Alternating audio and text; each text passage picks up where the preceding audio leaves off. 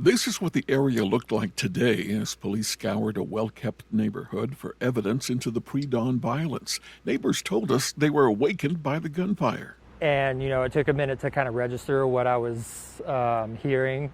So I kind of laid there a minute thinking about it, and then I started hearing like doors slam, sirens. What had happened just around the corner was a SWAT team taking on an armed suspect. One officer was killed, another wounded, but reported in stable condition. The suspect is dead, and two apparent victims of the suspect were pronounced deceased at the scene.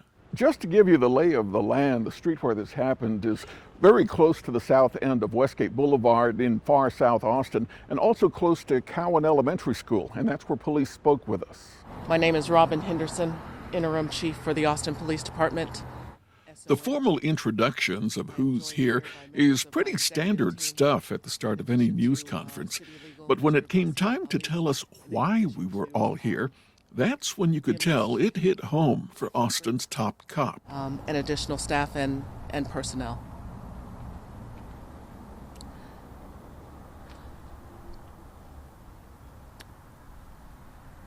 I'd like to state that this has been a very tragic day, very tragic incident for all involved. Interim Chief Henderson went on to give a timeline of the events that led to the fatal shooting, starting at 2:49 a.m. with a 911 call from a caller screaming for help. The caller provided more details and said somebody was stabbing her. At approximately 3 a.m., officers identified themselves as Austin police and went in. As the officers entered, they were fired upon by the suspect. The officers then backed out of the residence and did not return fire at that time.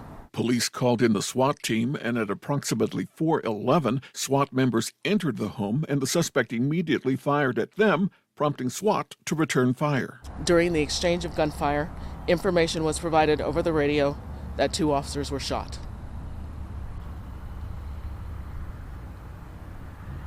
The two officers were transported to a local area hospital by Austin Travis County EMS.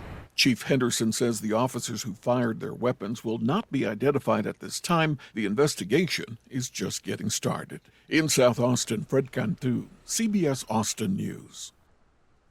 Thank you for watching. Please hit the subscribe button and get the latest news by downloading the CBS Austin News app.